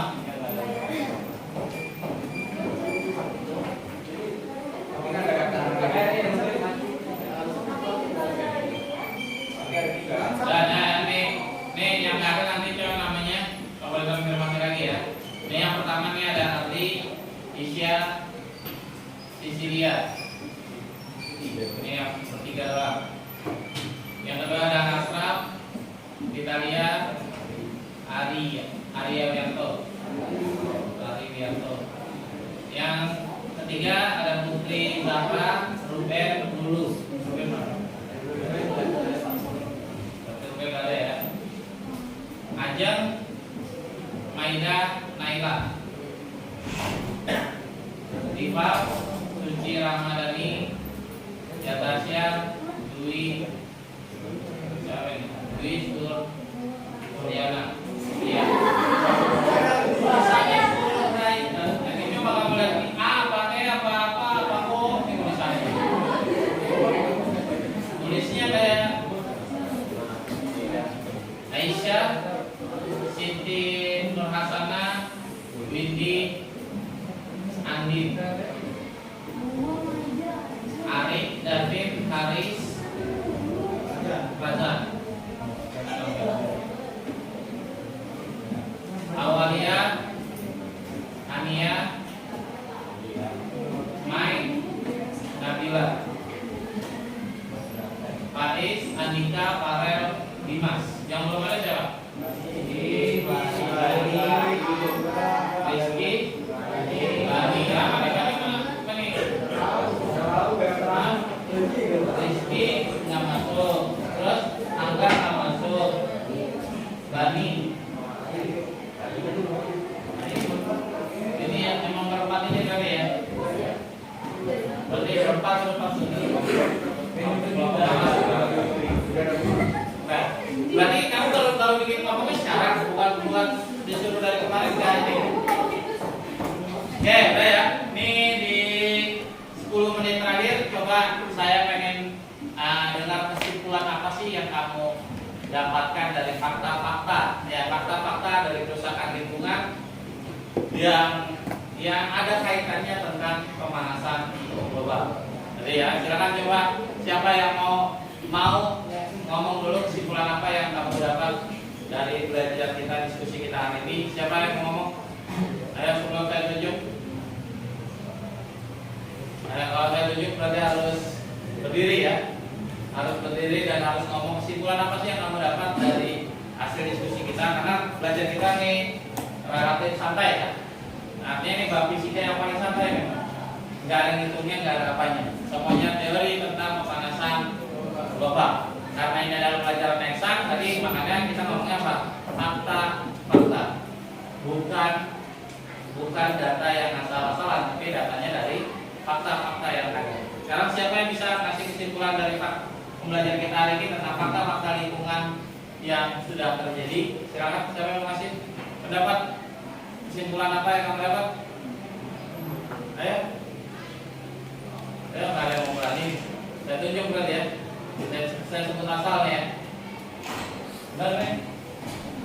Dan saya tunjuk, saya sebut asal aja. Siapa ya? Arli deh. Kenal lagi loh. Oh Arli ya. Udah tadi ya. Saya coba nggak apa-apa. Kesimpulannya apa? Berdiri. Nah, kesimpulan apa yang kamu dapat?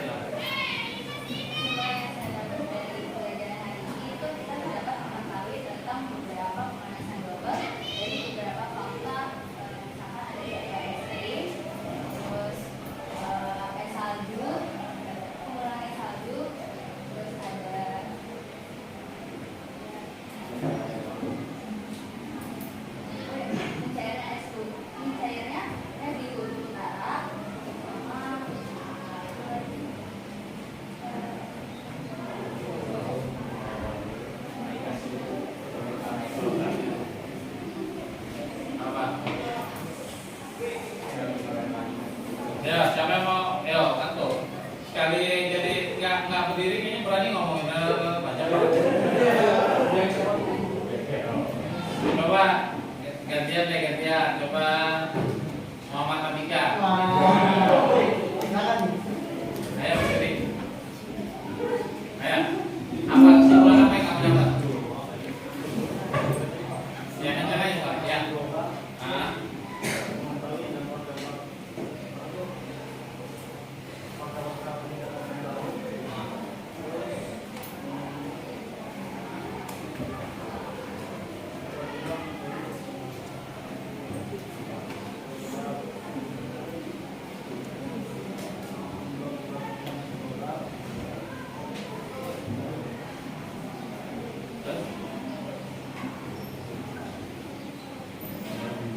Udah banyak pikiran nanti kan. Nah, karena biasain biar biasa ngomong depan harusnya nih. Coba siapa ya? Naila. Satu lagi deh, Naila.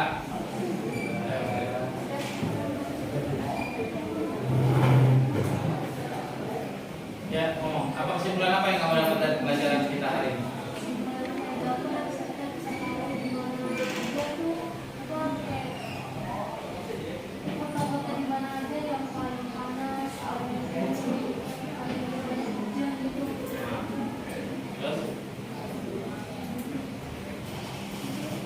Dan apa lagi? Apa?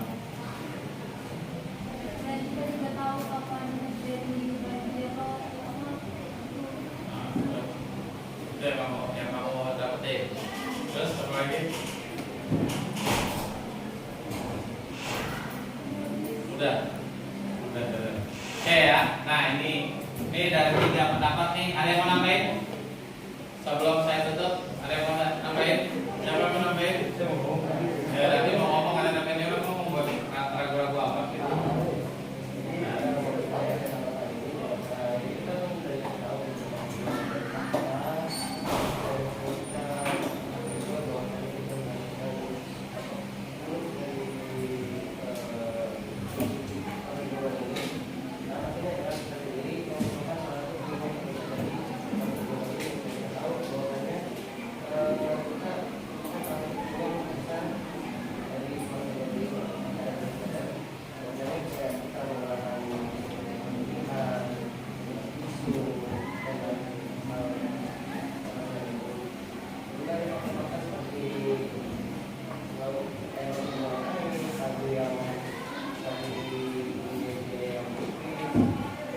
fakta tersebut saling berkaitan sama lain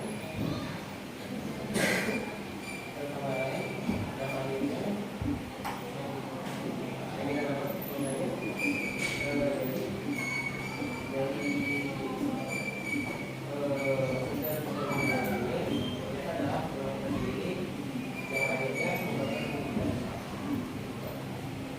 Udah, oke, udah ya, oke. Udah, ada yang mau ngasih tambahan lagi? Sebelum saya tutup dan saya simpulkan dari beberapa pendapat Mas Karya itu dari Antika, dari David, dari Arli. Ada lagi? Ya kan? Ada ya?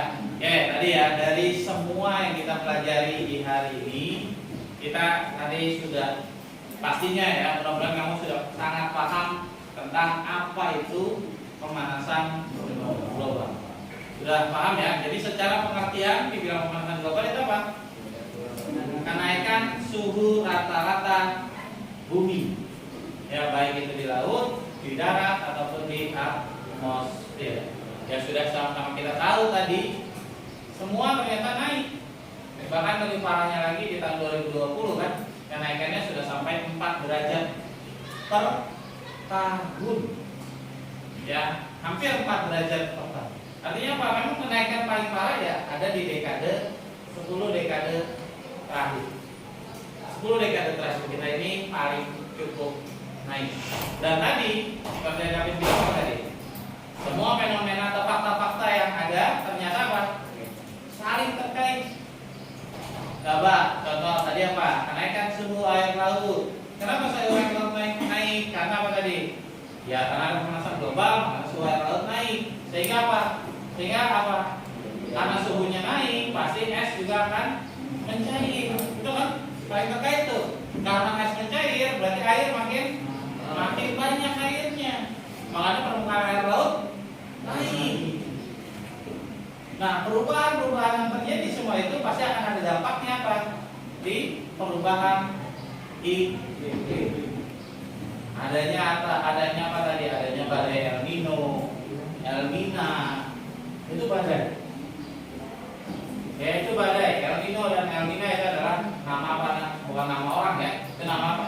Nama badai. Ya, badai dari apa? Dari Samudra Pasifik dan Samudra apa? Samudra apa?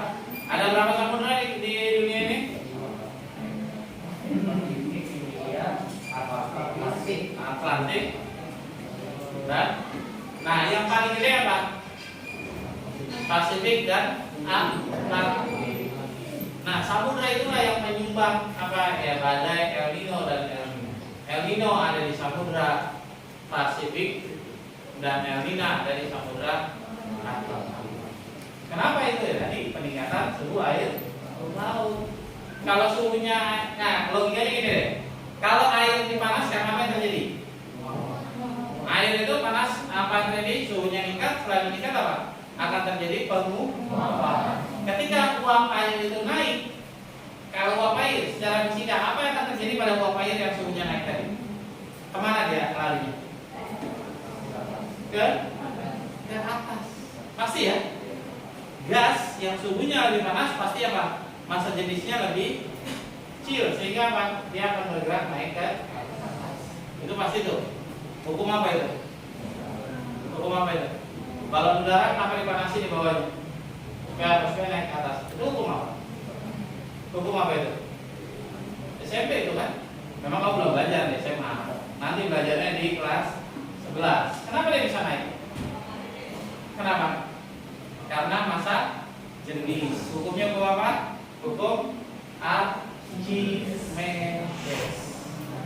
Nah itulah yang menyebabkan dia naik ke atas. Kalau makin panas suhunya berarti apa? Massa jenisnya berkurang. Apa yang terjadi? Suhunya naik ke atas. Jadi apa dia? Jadi awan. Ketika tekanannya berlebihan, makin banyak numpuk uap air. Apa yang terjadi? Ingat ya, udara itu mengalir dari mana? Dari tekanan tinggi ke tekanan rendah. Apa prinsip kerja kipas angin itu yang ada di sini? Kan tekanan udara.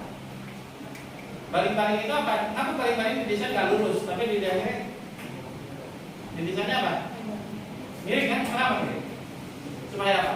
Supaya ketika dia memutar itu sama aja dia tekan udaranya ke depan. Sehingga apa? Tekanannya tinggi, apa yang terjadi? Dia akan mengalir ke tekanan yang lebih rendah.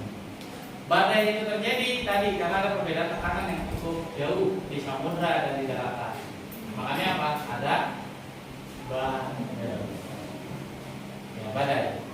Dulu badai tadi saya bilang terjadi di apa? Di 11 derajat lintang utara maupun lintang selatan. Tapi sekarang enggak juga. Kenapa enggak juga? Karena memang perubahan apa? Cuaca atau suhu yang sudah sangat ekstrim. Ya, kayak Jakarta saja suhunya sudah sampai 30 derajat Celcius. Sudah terjadi penguapan air yang cukup banyak, walaupun tidak di samudra. Oke. Itu yang kita pelajari hari ini. Tadi tugasnya sudah jelas ya. Sudah jelas ya. Ada yang mau tanya tentang tugasnya? Untuk sebelum kalian nanti liburan, jelas tugasnya? Ngapain? Jelas ya? Ya. Ngerjain di rumah. Kan tugas itu buat tugas liburan nanti. Ya, jadi kamu bisa liburan, bisa telepon-teleponan, ya selain minta maaf ya udah kerjain tugasnya. Ya. Jadi kamu kan itu belajar di rumah kan? Nah, belajar di rumah jadi itu ada tugasnya bisa kamu cicil sehingga nanti sudah ketemu di sekolahan kamu bisa lanjutin dan kamu selesaikan. Ya supaya di pekan kedua nanti setelah itu karena kita bulan Mei ya nggak banyak ya karena di akhir Mei kita sudah ya udah ujian semester. Ya di akhir Mei gitu ya makanya kita nggak banyak lagi 3 atau 4 kali ketemu di bulan Mei. Berarti apa harus siap-siap dan kita biar lebih cepat ini karena ini bab terakhir memang sih kita bab terakhir yang biasanya ya selesai sudah bab yang fisika ajarkan di semester kedua. Oke, ada lagi yang tanya? Jadi kerjanya boleh silakan dicicil di rumah walaupun nanti kamu punya waktu 1 kali pertemuan untuk kamu kerjain di kelas. Oke, ada lagi? Sebelum saya akhiri? Gak ada? Cukup? Apa nih? Iya, potong. Maksudnya jangan tutup. Dan kalau bisa, kalau kamu ngambil di YouTube, berarti apa? Harus sumbernya kamu cantumkan. Jangan hilangin watermarknya. Kalau dia pakai watermark ya udah, kamu nggak perlu pakai watermark gitu ya. Tapi kalau dia nggak ada watermarknya, kamu tambahin watermark KN apa? Gitu. Biar ketahuan kamu ngambilnya dari channel apa. Ya jangan dihilangkan. Itu apalagi kalau kamu ngambilnya di YouTube, itu karya orang lain. Oke? Ada lagi? Cukup? Cukup. Oke, cukup ya. Ternyata cukup untuk hari ini. Waktunya juga sudah habis, sudah lewat 35 nih. Memang belum saja. Oke, bisa aja dulu yang pelajaran kita hari ini. Kurang lebihnya saya mohon maaf. Assalamualaikum warahmatullahi wabarakatuh. Bismillahirrahmanirrahim. Assalamualaikum warahmatullahi wabarakatuh, Pak Afif. Waalaikumsalam. Sehat Pak Afif? Alhamdulillah. Alhamdulillah. Mohon izin sedikit mengganggu kegiatan Pak Afif nih Pak Afif. Begini Pak Afif terkait kegiatan observasi kita kemarin. Nah saat ini kita akan melakukan kegiatan pasca observasi. Nah kemudian mohon izin menanyakan beberapa hal kepada Pak Afif. Yang pertama adalah menurut Pak Afif apa saja yang sudah Pak Afif lakukan pada saat pembelajaran yang menjadi indikator ketercapaian pengembangan yang diinginkan Pak Afif dalam RPP maupun dalam pra observasi kita kemarin. Oke. Kalau ditanya apa yang sudah tercapai, yang jelas secara RPP karena ini adalah pertemuan pertama ya, dan di RPP juga sudah dijelaskan itu hanya ada 2 tujuan pembelajaran. Yang pertama siswa dapat mengidentifikasi fakta-fakta dari pemanasan global, yang kedua adalah menganalisis fakta-fakta dari pemanasan global. Jadi yang secara garis besar sudah tercapai gitu ya. Cuma memang tadi pada saat proses yang jadi titik berat dari kelemahan pada proses pembelajaran itu adalah di proses pembelajarannya yang peran aktif siswanya yang agak sedikit kurang. Baik Pak Afif, mohon izin sedikit menyampaikan catatan hasil observasi yang sudah kita lakukan kemarin. Saya sangat mengapresiasi apa yang sudah Pak Afid lakukan, bahwa Pak Afid sudah memberikan pembelajaran yang baik. Pak Afid juga sudah memberikan contoh-contoh pembelajaran, contoh-contoh sebelum masuk ke dalam pembelajaran ada pertanyaan tematik, kemudian juga Pak Afid menanyakan kepada siswa terkait materi yang diajarkan, dan masih banyak lagi hal-hal positif yang saya bisa lihat dari pembelajaran kemarin Pak Afid. Nah, Pak Afid, dari observasi yang sudah dilakukan kemarin, yang sebenarnya yang ingin Pak Afid kembangkan itu apa? Ya, yang mau saya kembangkan itu terkait masalah tadi karena memang kurangnya partisipasi aktif dari peserta didik, maka yang mau saya kembangkan tadi mengembangkan pembelajaran yang bisa memacu anak untuk lebih aktif lagi dalam partisipasi diskusi yang berjalan selama proses KBM. Dari kegiatan pembelajaran di kelas kemarin itu, refleksi Pak Afid sebagai guru yang mengajar di kelas tersebut terkait kegiatan yang terjadi bagaimana Pak? Ya, dari pelaksanaan observasi kemarin itu yang saya rasa masih memang harus diperbaiki, yaitu keaktifan dari peserta didiknya, karena memang saya lihat banget masih sangat kurang dan masih harus didorong-dorong untuk mau ikut berdiskusi secara langsung. Jadi itu yang partisipasi aktifnya itu yang masih memang harus perlu ditingkatkan. Nah, menurut Pak Afid, ada nggak alasan yang melatar belakangi kenapa murid-murid ini kurang aktif berpartisipasi dalam pembelajaran dengan menggunakan metode diskusi? Ya, mungkin ya karena saya tampilkan ya untuk pemicunya itu kan tadi mungkin misalnya bisa lihat juga pada saat observasi, pemicu yang saya tampilkan itu hanya bentuk video dalam slide itu saja. Jadi mungkin gaya belajar, ada beberapa siswa yang gaya belajarnya berbeda, itu yang merasa belum tertarik gitu ya. Mungkin saya belum menyentuh gaya belajar lain. Berarti saya hanya menyentuh mungkin gaya belajar yang visual yang mungkin terdorong untuk aktif, tapi ketika gaya belajar yang lain itu yang mungkin saya belum perhatikan diferensiasi dari gaya belajar masing-masing peserta didiknya. Itu yang saya rasa memang yang perlu diperbaiki lagi.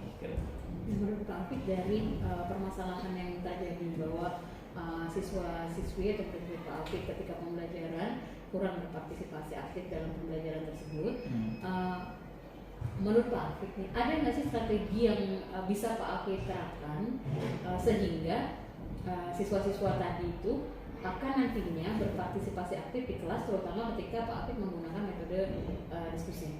Ya itu mungkin. Nah itu yang saya tadi setelah kita observasi dan saya pun melihat kembali video rekamannya, yang saya lihat mungkin bisa diperbaiki untuk pertemuan-pertemuan berikutnya. Tadi saya akan coba lebih memperhatikan diferensiasi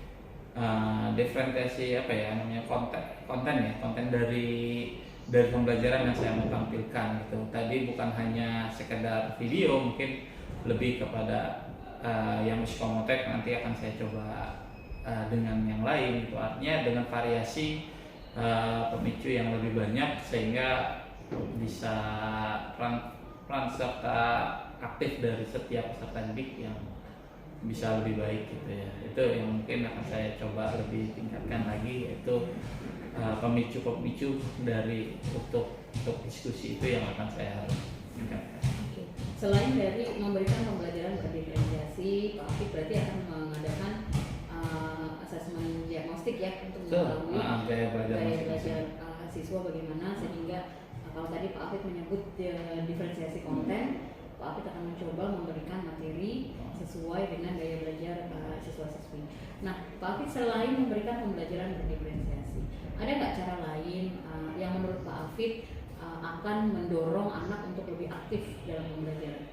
Ya kalau pada saat pembelajaran yang ini ya tentang pemanasan global ini, saya sebetulnya sudah menerapkan diferensiasi gitu ya. Tapi karena ini baru gitu ya, baru saya dengar dan baru ini saya pun baru hanya sekedar diferensiasi produk ya. Hanya sekedar diferensiasi produk yang di RPP saya pun di situ pun hanya diferensiasi produk, yaitu produk yang dihasilkan oleh siswa yang saya coba diferensiasi. Artinya anak bebas membuat produk untuk yang dia presentasikan itu dalam bentuk apa saja, baik itu dalam video, dalam slide ataupun dalam bentuk karya lain seperti infografis dan lainnya gitu.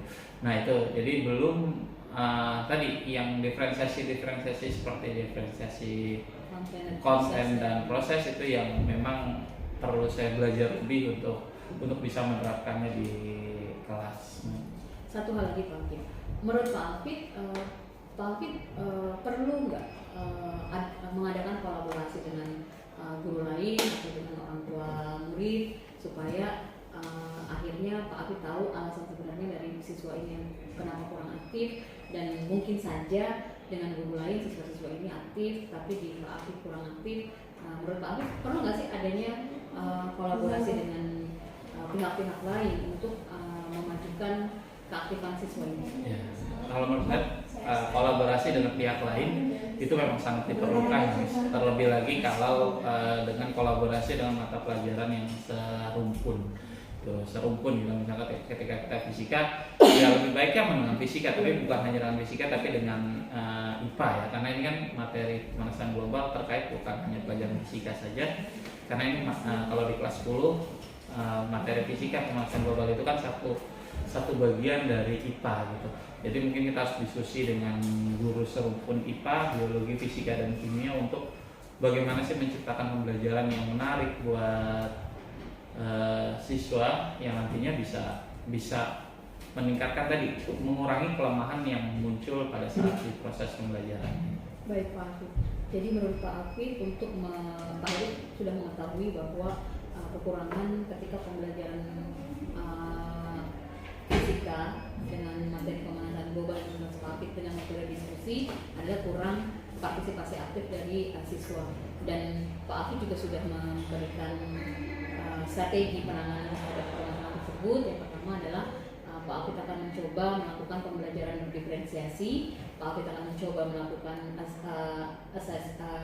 assessment diagnostik untuk mengetahui gaya belajar tiap siswa, yang nantinya Pak Alfit akan mencoba memberikan materi melalui pembelajaran berdiferensiasi konten. Nanti belajar lagi akan melakukan pembelajaran berdiferensiasi proses, dan akhirnya produknya yang sudah Pak Alfit rencanakan dalam RPP juga merupakan pembelajaran berdiferensiasi produk. Selain itu juga Pak Alfit akan melakukan kolaborasi dengan guru lain, terutama guru mata pelajaran serumpun karena ini mata pelajaran IPA, supaya Pak Alfit bisa mendapatkan informasi terkait strategi-strategi yang digunakan guru lain untuk mengatasi kelemahan pembelajaran di kelas tadi ya Pak Alfit ya. Nah Pak Alfit, kira-kira kalau strategi Pak Alfit itu kemudian menjadi rencana tindak lanjut, kapan Pak Alfit akan melakukan rencana yang tadi atau strategi-strategi yang sudah Pak Alfit tetapkan? Ya, strategi-strategi itu pasti nanti akan kita bicarakan dengan mata pelajaran serumpun itu pada saat nanti penyusunan rencana pembelajaran ya di awal tahun ajaran itu mungkin bisa kita kumpulkan gitu. Nah ini terkait sekali pembagian bab dan segala macamnya itu kan adanya di awal tahun ajaran gitu, dan ini kebetulan sudah hampir akhir tahun ajaran dan menuju tahun ajaran baru. Ini mungkin waktu yang tepat untuk berdiskusi dengan teman sejawat serumpun ya itu. Baik Pak Alfit, Pak Alfit mohon izin menyimpulkan apa yang sudah kita bicarakan, bahwa yang kita lakukan di pesan selain merupakan percakapan pasca observasi, hal ini juga merupakan kegiatan coaching teman sejawat, di mana kegiatan ini ditujukan untuk menggali potensi yang sebenarnya sudah Pak Alfit miliki. Sehingga dari kegiatan ini Pak Alfit sudah mengetahui kekurangan dari pembelajaran yang ada di kelas tadi apa, dan Pak Alfit pun sebenarnya sudah memiliki strategi atau cara bagaimana mengatasi kekurangan tersebut. Mohon izin menanyakan kembali Pak Alfit, setelah adanya percakapan ini, menurut Pak Alfit apa yang menguntungkan dari percakapan yang terjadi hari ini, atau menurut Pak Alfit apakah percakapan ini bermanfaat bagi Pak Afid atau tidak? Kalau iya ataupun tidak, mohon juga diceritakan alasannya apa Pak Afid. Ya. Menurut saya percakapan seperti ini ya, baik dari sebelumnya pra kita sudah misi juga sudah laksanakan pra observasi dan observasi, dan sekarang adalah pasca observasi. Menurut saya ini kegiatan yang positif gitu ya. Kenapa ini bisa menjadi apa ya, kilas balik atau untuk bercermin lah. Buat saya pribadi ini adalah sarana saya untuk bercermin apa sih kekurangan saya pada saat proses pembelajaran. Mungkin ini yang sedikit banyak memang perlu dilakukan di setiap pembelajaran yang sudah berjalan ya, supaya biar seorang guru itu biar tahu apa sih yang harus diperbaiki ke depannya dan bisa menjadi bahan pertimbangan untuk perbaikan nantinya, menjadi pembelajaran yang lebih baik lagi. Baik Pak Afid, terima kasih atas waktu yang Pak Afid berikan. Semoga sehat selalu dan saat ini Pak Afid bisa berjalan dengan baik. Assalamualaikum warahmatullahi wabarakatuh. Waalaikumsalam.